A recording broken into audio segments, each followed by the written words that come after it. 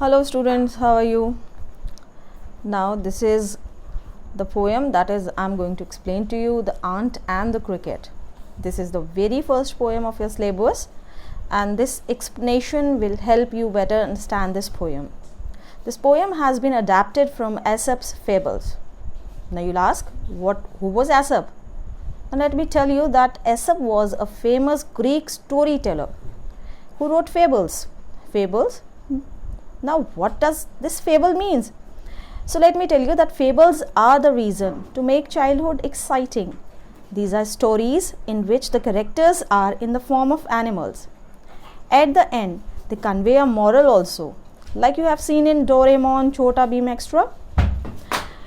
Okay, now. So this poem has two main characters in particular. The one is ant and a cricket. The poem has shown two contrasting elements of these two characters. The ant is supposed to be very hardworking and very planned for forthcoming future. So it collected food for winter season when it cannot go out. But on the other hand, the cricket is a very lazy insect. It is happy-go-lucky. It dances, sings throughout the summer, spring, and it does not care about the difficult times that are coming in the future. Now as you know that this is a fable and the characters here are an ant and a cricket. Now a silly young cricket accustomed to sing through the warm sunny months of gay summer and spring. There is a cricket, a silly cricket, who is accustomed to sing. This is a phrase, accustomed to sing, which means used to singing.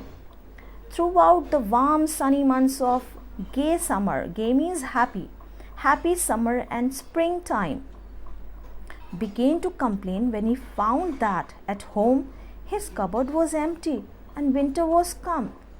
Now he started complaining when he found that there was nothing in his house and the cupboard, it was totally empty. There was nothing in his cupboard and winter was come. And now after the season of summer and spring, the winter season has come. Not a crumb to be found on the snow-covered ground. Now there is one word, crumb. It means a very small piece, especially of bread, biscuit or something like for eating. So not even a single crumb was there in his cupboard on the snow-covered ground, and not even a single thing he was able to find on the snow-covered ground also. Not a flower could he see, nor a leaf on a tree. Now, just because the winter has arrived, there was nothing outside. Not even a single flower was there, what could be seen, and not even a leaf was there on the tree. All the trees were bare. Oh, what will become, says the cricket, of me? Now the cricket is so worried. He said, when I am having nothing to eat, there is nothing in my cupboard, what will happen of me? How am I going to live? At last, by starvation and famine, made bold. Now one word here is starvation. Starvation means suffering from hunger due to lack of food or shortage of food. Famine, it means a time when there is very little food, means scarcity of food is there.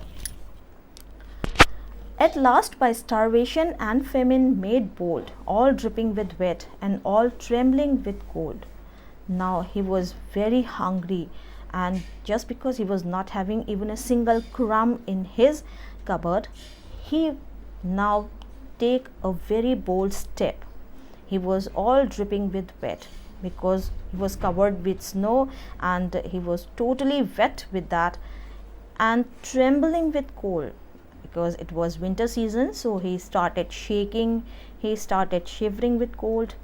Away he set off to a miserly ant. Miserly means a type of person who hardly spends anything, or a person who is very mean. As because these two characters are personified, these are animals but are personified, so the ant is given this Adjective, miserly.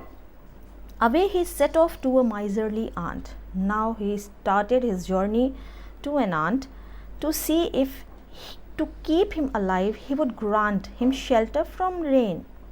Now he just went to an aunt and he just wanted to see whether the aunt is going to grant him shelter from rain, because he has not made comfortable his home also, and a mouthful of grain, and because he was not having anything to eat, so he just wanted something to eat because he was starving. He wished only to borrow, and now his only wish was he was going to take that. Borrow means he is taking this, and the next time he is going to return back. So he was only thinking that today, okay, I'm going to borrow this, but he'd repay it tomorrow, and tomorrow whenever I'm having something with me, I will return it to the aunts. If not, he must die of starvation and sorrow. And if he is not going to have anything, then what would happen of the cricket? He will die of starvation and sorrow. Says the aunt to the cricket, I'm your servant and friend. Now, what the aunt is saying, that friend, I am your servant and friend too. But we aunts never borrow, we aunts never lend. But we do have one principle, and the principle is what? That we are never borrowing anything and we are never lending anything to anyone. It means that we work hard for ourselves and we just don't give anything to anyone. Just because we have enough, because we are working hard, so we don't need to take anything from anyone. But tell me, dear cricket, did you lay nothing by? Now there is one phrase also, lay nothing by. It means, haven't you saved anything? Now the aunt is asking the cricket, haven't you saved anything? When the weather was warm. When the weather was warm, it means in the summer season, haven't you worked? Quoth the cricket, not I. Quoth means sad. It is actually used in the first person and the third person singular past tense. So he said that I didn't. My heart was so light that I sang day and night. Now he said that I was so happy at that time. It was very beautiful season. I was very happy at that time. So I was just singing all the day and all the night. For all nature looked gay, because the whole of the nature, the scenario was very nice and happy. You sang, sir, you say. Now this is the time for the aunt to say this thing. You sang, sir, you say. Now you sang. Go then. Now again the aunt said, okay, you were singing at that time like you say. Now go and dance the winter away. In the summer you sang, now just you dance in the winter and the winter will go away. Thus ending, he hastily lifted the wicket. Now hastily is one word, it means very quickly, means all of a sudden. Now very quickly and all of a sudden, the aunt lifted the wicket, just threw out the wicket. Wicket is the word used for cricket. And out of the door turned the poor little cricket. And then after just putting away the cricket, the aunt shut the door. Folks call this a fable. Folks means people. They are saying it a fable. I'll warrant it true. Now these are the words said by the poet. I'll warrant it true means this is true. As much as I'm concerned, this is true that some crickets have 4 legs and some have 2. Now he says that some of the crickets are having 4 legs. The animals are basically having the 4 legs and some have 2. Now there is one thing, the poets are blessed with unique gift of conveying more in less words. 2-leg cricket is a comment on the lazy people who are careless in the present time, and when the time passes, they regret but get nothing. So we all should work hard like ants.